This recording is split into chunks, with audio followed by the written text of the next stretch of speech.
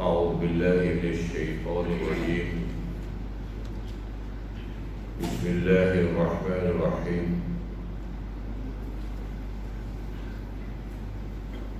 الحمد لله رب العالمين، والصلاة والسلام على أشرف الأنبياء والمرسلين وعلى آله وصحبه أجمعين. سبحانك لا علم لنا إلا ما علمتنا إنك أنت العليم الحكيم.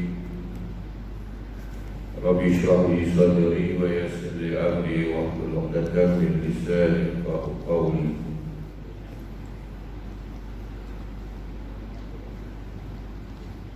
وقال رسول الله صلى الله عليه وسلم: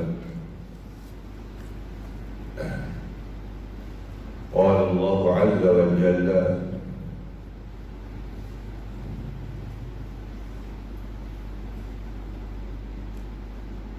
عبدي عند ظني بي، وأنا معه إذا دعاني، وإن ذكرني في نفسي ذكرته في نفسي، وإن ذكرني في ملأ ذكرته في ملأ خير منهم وأطيب، وإن تقرب مني شبرا تقربت منه ذراعا، وإن تقرب ذراعا تقربت باعا، وإن أتاني يمشي أتيته هرولا.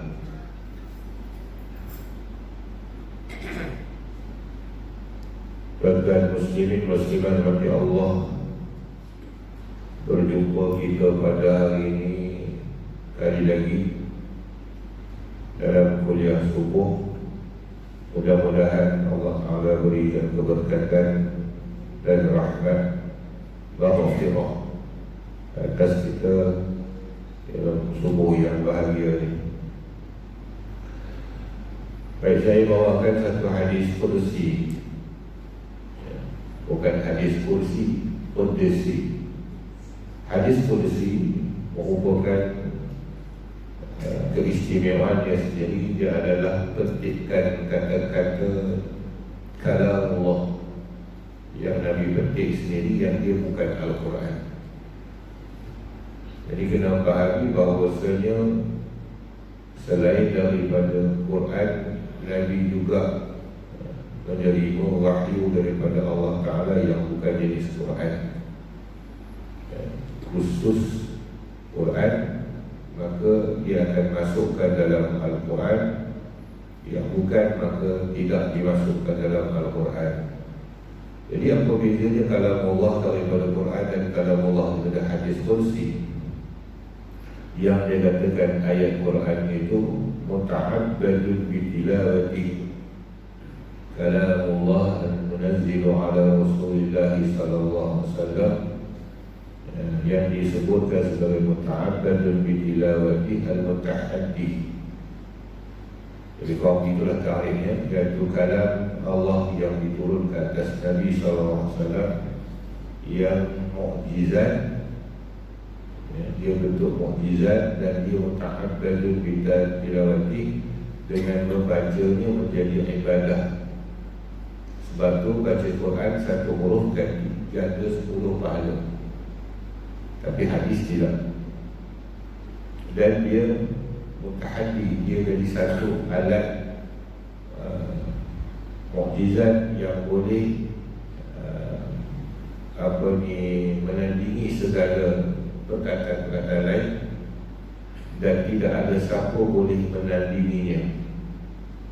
Tak ada siapa boleh mereka cipta seperti dalam Al-Quran. Berbeza dengan hadis kursi, dan juga Quran, lafaz dan maknanya daripada Allah Ta'ala. Lafaz maknanya petikan itu diambil ibarat atau lafaz ungkapan daripada Allah, dan maknanya pun daripada Allah.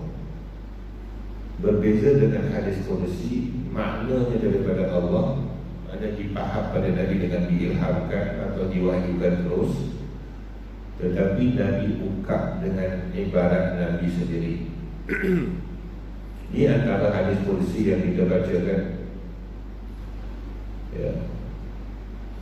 Qala Rasulullah sallallahu alaihi wasallam, qala Allah azza wa jalla. Berfirmanlah Allah azza wa jalla, abdi 'inda dhannihi bihi.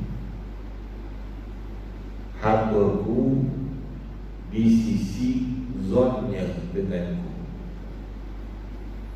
Dalam hadis lain disebutkan ana inda zanni abdi.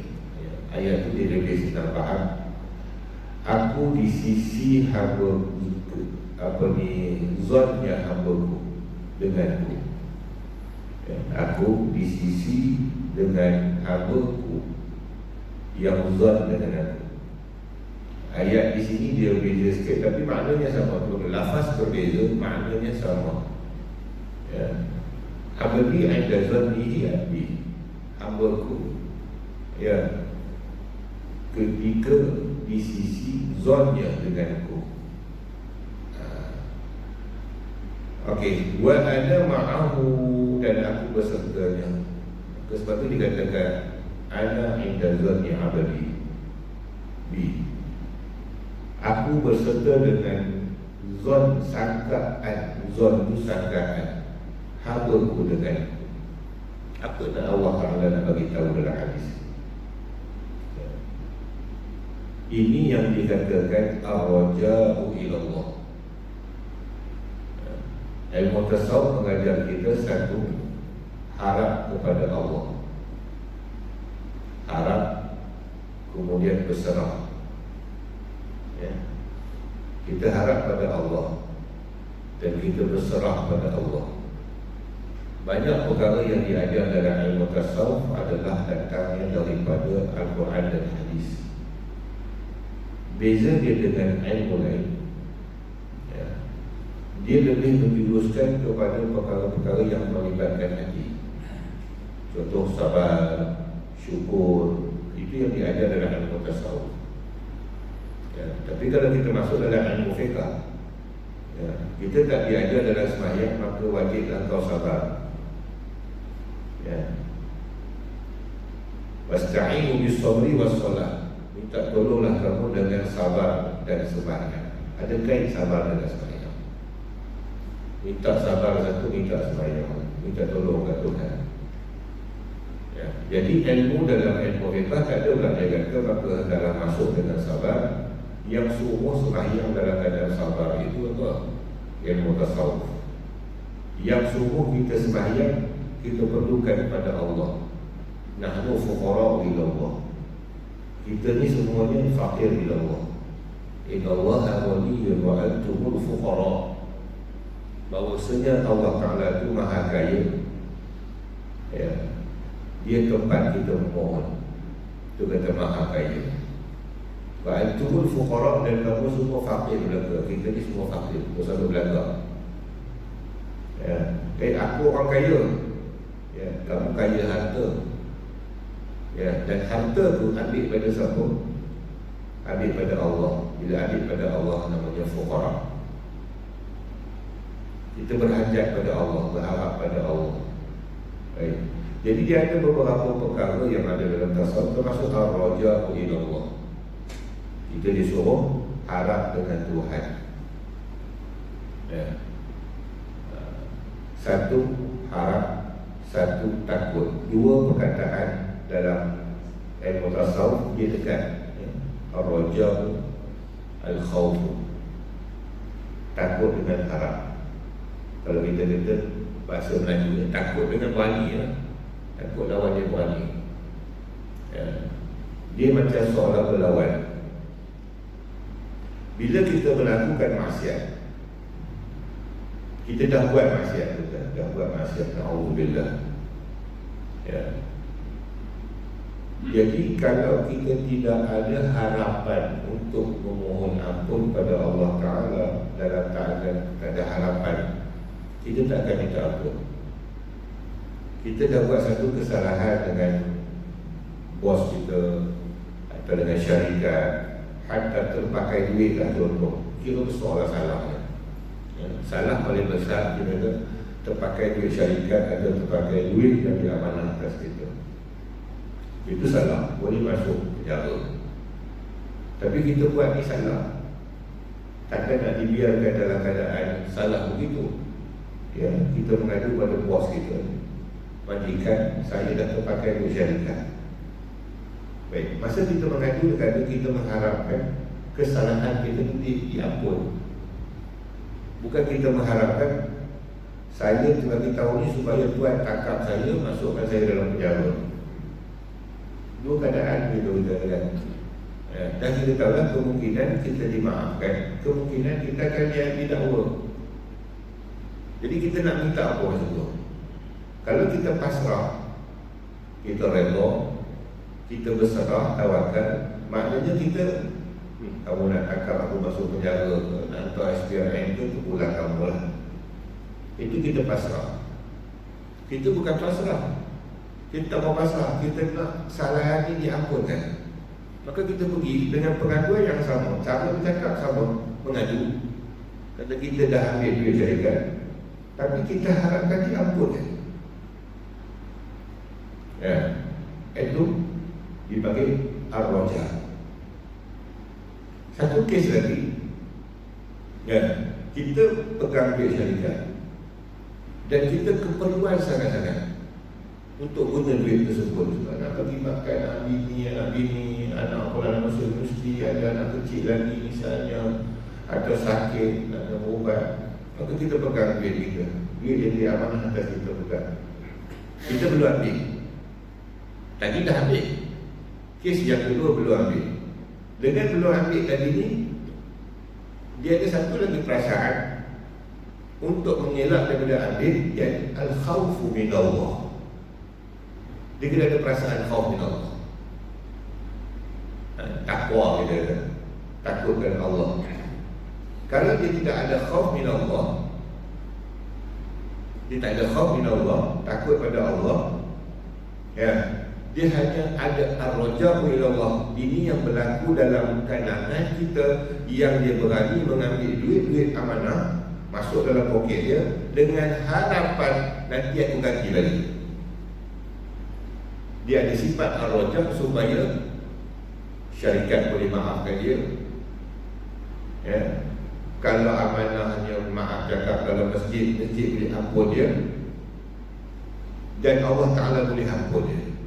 Maka dia hanya mengharapkan pengampunan Allah. Dia langgar habis segala dosa kerana dia tidak ada sifat al-khawfu min Allah. Biasanya hanya ada ar-raja'u ilallah. Bahaya pula yang kedua, seseorang yang hanya ada ar-raja'u ilallah, yang ada khawf min Allah, dia tidak ada ar-raja'u ilallah. Dia dah buat dosa, dan dosanya sangat besar, sangat besar. Ya, sangat besar, sangat banyak. Dan dia rasa kalau dosa aku ni tidak diampun Allah, kata dia, maka dia tak akan tinggalkan dosa tersebut. Sebab kalau aku tinggalkan, aku bertaubat pun, dia kata Allah Ta'ala dah ampunkan. Maka orang ini tidak ada ar-raja'u ilallah, dia juga hancur. Tak ada ar-raja'u ilallah, harap pada Allah, akan hancur. Tak ada takut pada Allah pun akan hancur. Dia berganti kuat dua perkara tersebut. Jadi kita sebagai hamba yang lemah, ya, tuan-tuan datang ke dalam masjid pagi subuh ini yang sejuk, ya, tujuan untuk mendapatkan maghfirah, harapkan dapat cucuran rahmat daripada Allah, kena ada sifat ar-raja'u ilallah. Kita dirikan sembahyang tadi dengan penuh ketakwaan. Laksanakan apa yang Allah Ta'ala perintah, tinggalkan apa yang dilarang. Itu ada dalam konsep sembahyang. Ya. Konsep sembahyang yang besar dalam sembahyang itu mengajar kita buat apa yang Allah perintah, tinggalkan apa yang Allah larang. Itu konsep takwa. Segala rukun yang diperintahkan buat, kita buat. Itu kata buat apa yang Tuhan suruh. Hatta kena pakai tutup auratnya, kena ambil wuduknya walaupun sejuk. Ya, itu perintah Allah. Kena menghadap kiblatnya. Ya, kena baca segala rukun syaratnya dengan betul hingga habis ayat. Kita dah patuh perintah Allah. Itu kata takwa.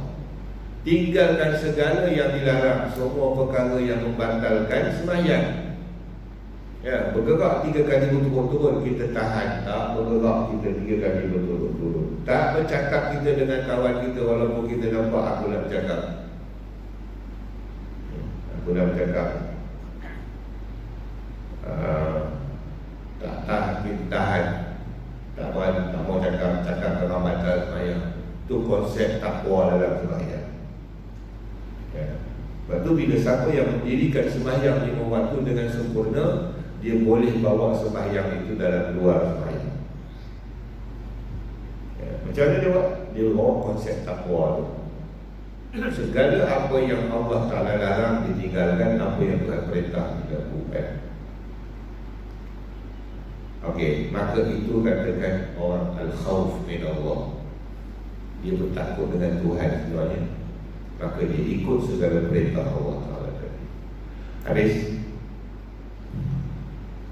Habali anda zanni bi wa ana ma'ahu idza da'ani. Itu maksudnya. Aku letakkan zon pusaka baik atau sangkaan kuat hamba-Ku denganku. Maka ana ma'ahu idza da'ani, aku berserta dengannya apabila dia berdoa denganku. Ini antara yang sepatutnya kita tanam dalam berdoa. Apa harapan kita dengan Allah ketika berdoa? Ya. Banyak orang kata doa usilahul mu'minin, doa mukhul ibadah. Doa itu adalah senjata bagi orang mukmin. Doa itu adalah otak ibadat. Setakat mana yang kita boleh amalkan doa ini dengan sempurna. Ya, hari ini dengan doa kita kata ada golongan yang tak berdoa langsung. Lepas sembahyang tak ada doa langsung, balik gitu je.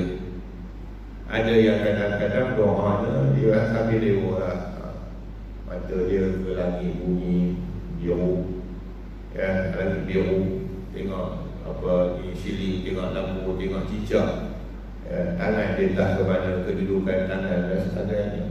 Ada tak sifat ar-raja'u ilallah? Di manakah yang dikatakan zanni abadi? Kita bukan, ya, usah katakan syurga yang kita minta dalam doa kita. Benda kecil pun kalau kita minta, tak tentu lagi kita kata yang kita minta ke Tuhan lagi. Ya, Tuhan mudah memberikan, ya, tapi hendaknya memberi pada kita tak tentu lagi. Ya. Maka sebab itu tuan-tuan, ketika kritikal anak kita sakit atau cucu atau sebagainya, atau ayah kita sendiri, doktor dah tak ada usaha, kita tuan lagi balik berdoa. Baik, doa kita doa tu, harap kita sembuh ke 50% je kita harapkan Tuhan. Kadang-kadang kita boleh nampak bersebab-sebab, kita doa je lah akhir. Itu sebenarnya pasrah. Doa kita di akhir tu bukan hanya doa mohon sungguh, ya, tapi pasrah. Hanya sekadar letak tak apalah, Tuhan ambil, tapi kita doa ambillah. Bagilah tu imam baca Yasin untuk berdoa, tapi harapnya macam mana? Ini yang Tuhan kata, idza da'ani ana ma'ahu, idza da'ani, aku berserta dengan dia ketika dia berdoa. Tinggi mana tahap doa dia? Perasaan dia ketika dia berdoa tu, dia harap sungguh ke tak? Itu beza hamba dengan tak hamba Allah. Yang berdoa, bermohon sungguh dengan pada Tuhan, maka hamba tersebut hamba yang merasakan diri dia, aku yang lemah, aku ni orang yang tak mampu. Lepas tu minta kat Tuhan. Lepas tu kalau kita kaya pun, kita hebat pun, kita lega pun, tetap kita minta pada Allah. Kenapa? Bila-bila saja Tuhan boleh tarik nikmat kita. Jadi segi berdoa ini bukan segi makbul. Bukan segi makbul. Segi berdoa Tuhan suruh letakkan harapan penuh pada Tuhan. Bukan penuh, dia kata kalau tak dapat penuh pun kita kata letakkan zon yang api, sangkakan Allah akan bagi pada aku, pada harap yang tinggi. Apabila sakit kita harapkan Allah sembuhkan. Ya, boleh saja Allah nak sembuhkan, tak sembuhkan. Kita orang yang beriman pun Allah boleh sembuhkan, tak beriman pun Allah boleh sembuhkan. Orang kafir tu minta-minta kat Tuhan, dapat dia pun juga. Segi minta dapat tu bukan benda yang menjadi satu keajaiban. Tapi hari ini memang begitu, ya. Segi minta dapat orang akan sebut keajaiban. Jadilah jahat di sini. Dia bukan keajaiban. Minta dapat. Kadang-kadang dia istidraj yang disebutkan oleh orang sebagai istidraj. Baik. Jadi sebagai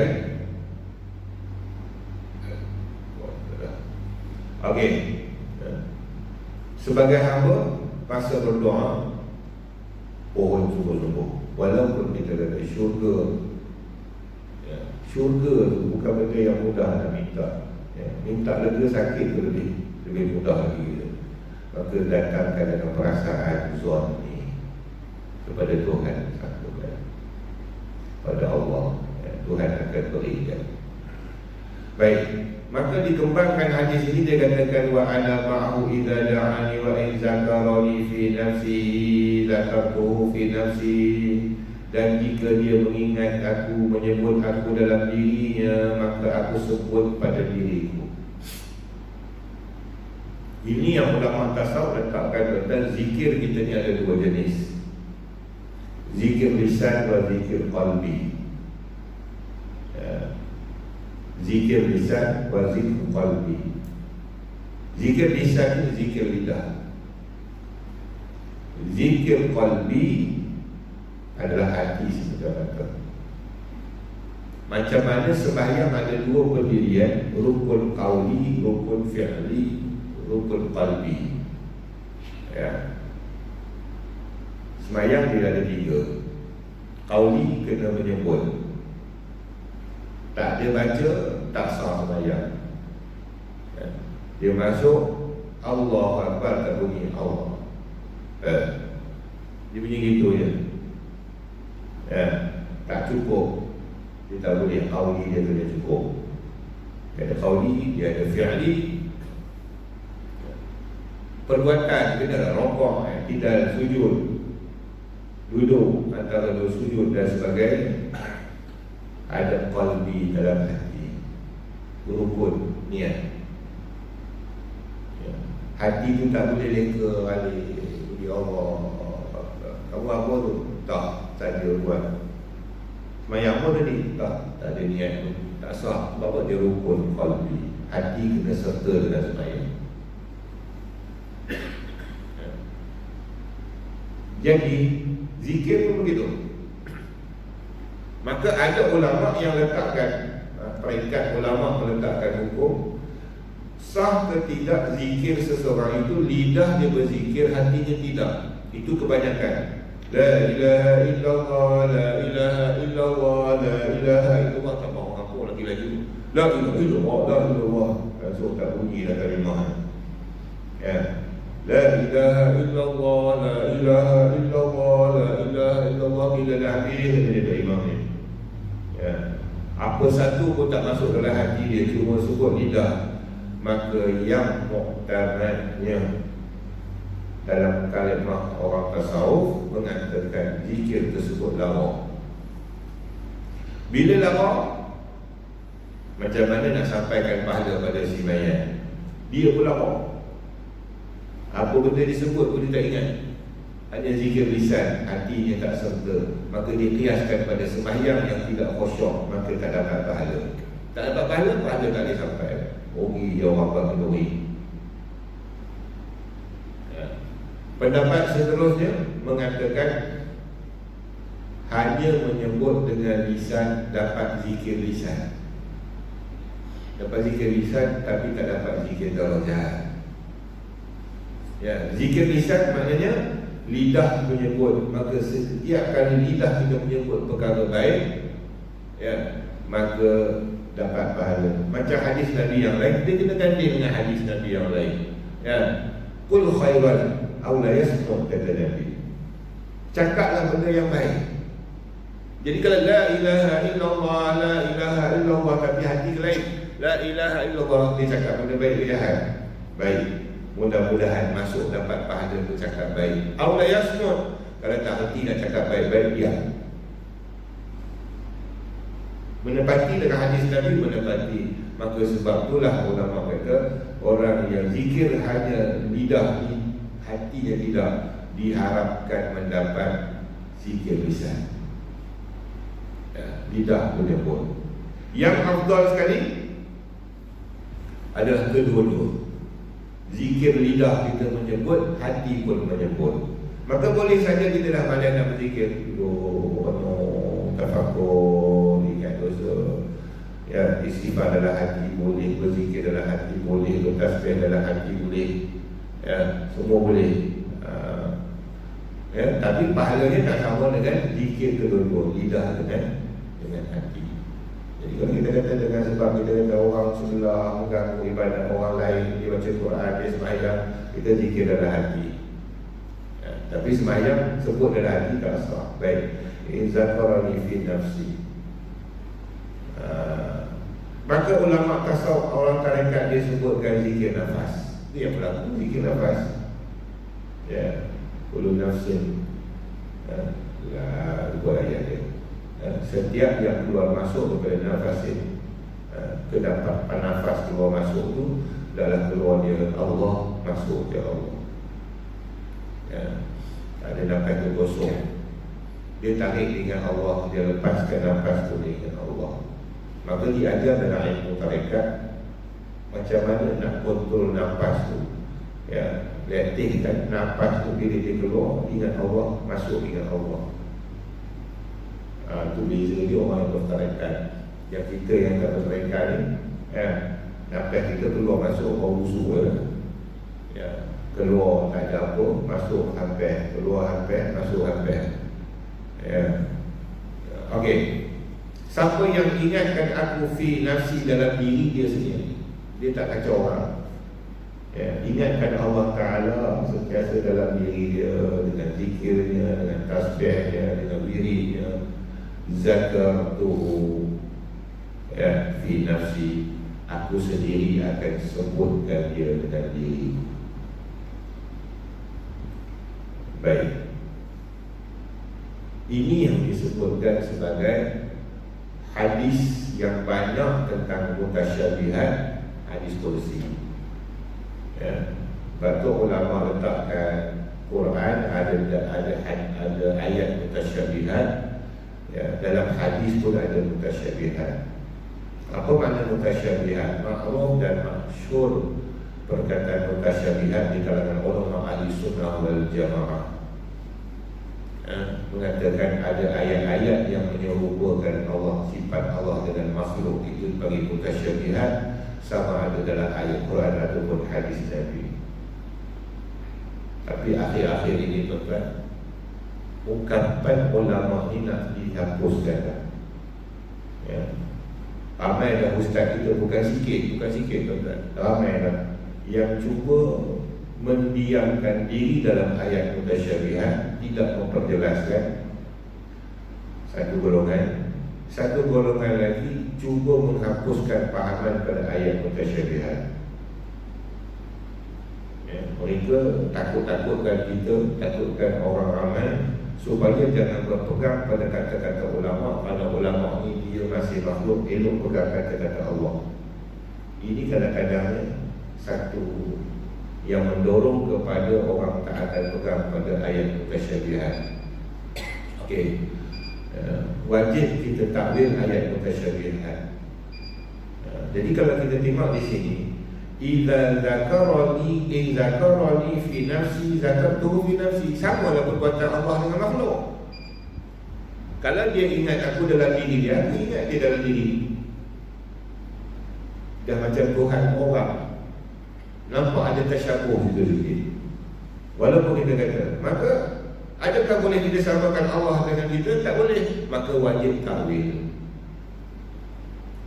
Takwil boleh tak bagi. Wajib ni, wajib. Takwil ni wajib. Sebab bila nampak dia punya menyerupai dengan makhluk, wajib takwil. Supaya akidah kita teguh kuat.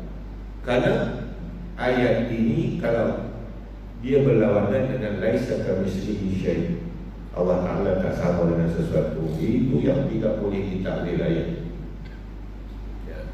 Maka dengan pegangan ahli sunnah wal jamaah, Allah tak sama langsung dengan makhluk. Satu bentuk pun, satu keadaan pun, satu suasana pun, apa sahaja yang dikatakan boleh disentuh, boleh dipegang, boleh digambarkan, boleh difikirkan, maka itu adalah makhluk. Allah tak begitu. Okey.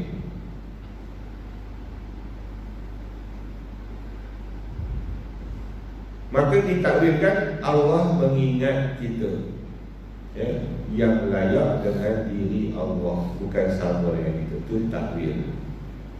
Itu pun namanya takwil. Okey. Kita sebut dengan lidah, sebut dengan hati. Allah ingat bukan dengan lidah, bukan dengan hati. Kita bezakan tu, takwil kan.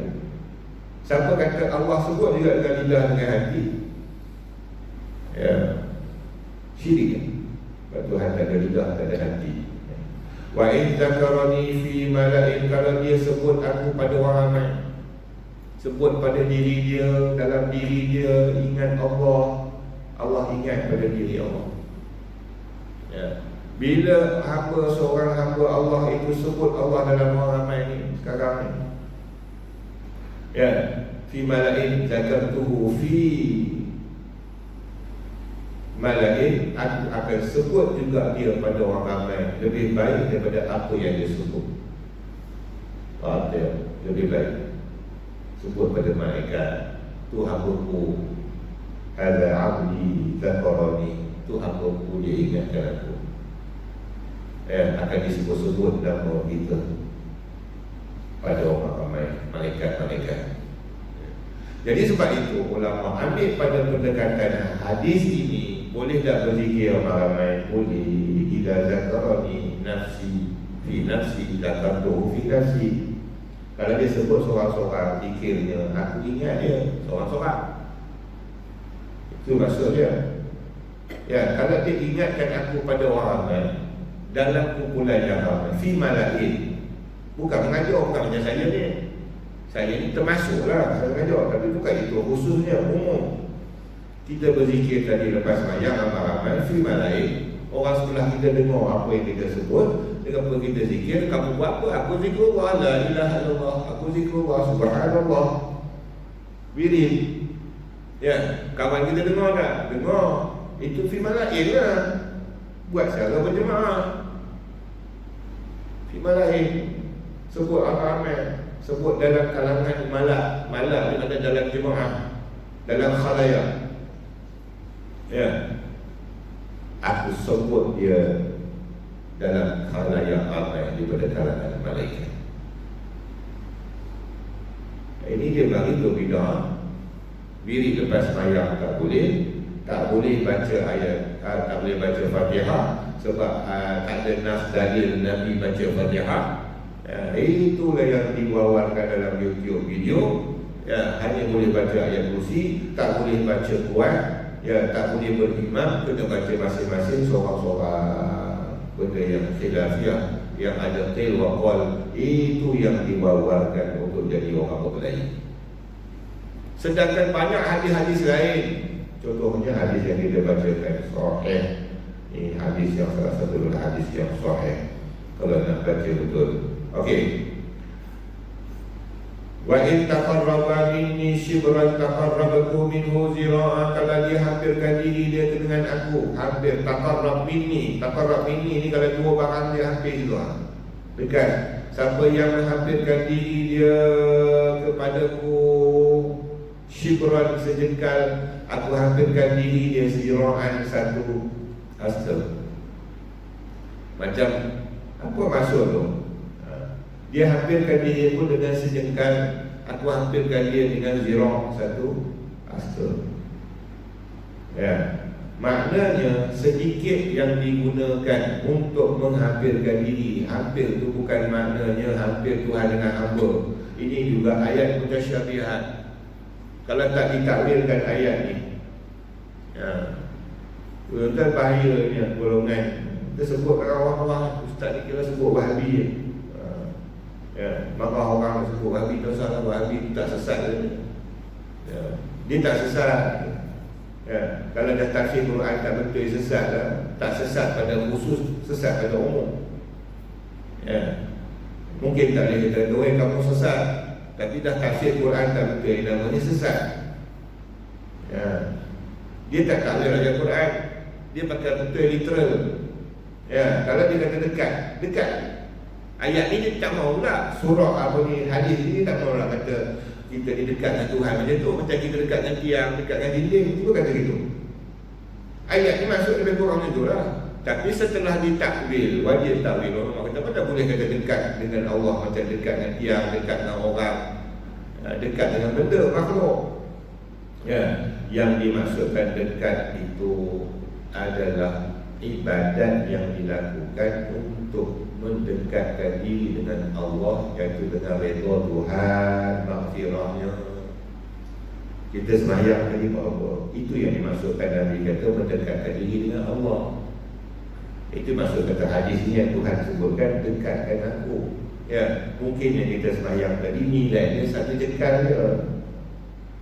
Ya, jadi nak mana jangan remehkan ibadah walaupun kecil, walaupun sejengkal ibadat tu. Hanya sebut subhanallah, subhanallah, subhanallah, subhanallah, subhanallah, subhanallah. Ya, aku sangat terima berzikir subhanallah. Aku zikir beribu di rumah ni. Walaupun orang tu buat sejengkal, dia namanya ibadah, namanya zikir, namanya taqarrub ila Allah, dengan dihina dia. Ya, sebab Tuhan kata kalaupun orang tu dia berzikir, beringat aku, mendekatkan diri dengan aku dengan satu yang malanya nilai dia sejengkal kan, itu maksudnya. Ya, aku bagi bayar balik dekat dia sehasta. Nilai Tuhan tak apat dengan kita tu sehasta, panjang lagi daripada jengkal. Itu maksudnya. Mana dari Allah Ta'ala terima amal ibadah tu redha, dan bila dah terima maka dekatlah Allah dengan hamba-Nya. Okey. Ya. Wa in taqarraba zira'an taqarrabtu ba'an. Kalau dia mendekatkan diri dengan aku sepanjang jarak satu hasta, maka aku panjangkan, dekatkan diri dengan dia satu tepuk. Ya. Okey. Sama lah tadi saya tak payah urai. Wa in atani yamshi. Kalau dia datang jumpa aku, itu mana taqarrub ila Allah. Dia datang jumpa aku yamshi, berjalan. Kalau ada orang Nabi bawa lah dia kat dia. Oh, kita boleh pergi kat Tuhan dengan berjalan ni tu. Dia lah berjalan ni, dia kata pergi masjid dengan berjalan ni. Oh, jadi orang naik kereta tak berjalan. Lepas tu jangan pegang hadis Quran dengan literal. Ya, kita boleh jumpa Tuhan dengan jalan, hebat kan? Nabi jumpa Tuhan Isra Mi'raj, naik langit, taubat, naik dengan murah. Kita boleh jumpa Tuhan jalan. Mana ni hadis kata gitu. Ya. Man fa'in adani yamsi. Siapa yang datang jumpa aku dengan berjalan. Kalau siapa pegang zahir hadis kita tak sesat, tuan-tuan. Dia cari mana tu berjalan. Apa? Cari Tuhan. Ya. Adakah maksud berjalan? Dia berjalan sungguh. Ya, jadi orang yang datang sembahyang tadi, saya naik kereta, memang tak masuk dalam golongan hadis ni. Pasal dia suruh berjalan. Ya, itu kita betul-betul faham bahasa Arab. Ya, ada balaghahnya. Wa in atani yamshi, siapa yang datang kepadaku makna menuntut redha Allah. Ya, ibaratnya dengan ibadat yang macam berjalan je. Berjalan di slow lah, lambat. Ya, tapi jangan juga lambat lah. Ya, ataitu harwala, aku datang bertemunya dengan berambat. Tapi kita kata tak apa lagi lah, kita jumpa Tuhan berjalan. Tuhan jumpa kita berambat. Tuhan berambat besar je. Ya, mudah dia kata Tuhan berambat. Ya. Tuhan berambat laju pun sudah. Sebab tu ayat ini dikatakan mutasyabihat. Ya, bukan maksud Tuhan merambat itu maksud lari dengan dua kaki. Ya, tapi itu yang disebarkan, ya, menggambarkan Tuhan di langit, Tuhan berjalan, Tuhan melangkah, Tuhan lari merambat. Ya, sebab tu ayat-ayat itu kita kata mutasyabihat, tak sesuai, kita kata nak diterjemah secara harfiah ataupun cara begitu. Baik, pukul 7.10 lah pukul saya ya, dengan satu hadis, mudah-mudahan apa yang saya sampaikan memberi penjelasan kepada tuan-tuan dan dapat kita amalkan dengan baik hadis-hadis Nabi SAW. Mohon diberi maaf apabila terhidayah. Wassalamualaikum warahmatullahi wabarakatuh. A'udzubillahi minasyaitonir rajim. Bismillahirrahmanirrahim. Alhamdulillahirabbil alamin wassalatu wassalamu ala rasulillah. Allahumma iftah 'alaina al-ghaifin, Allahumma iftah 'alaina al-ghaifin, Allahumma iftah 'alaina al-ghaifin. Allah la yukhru bana min rijali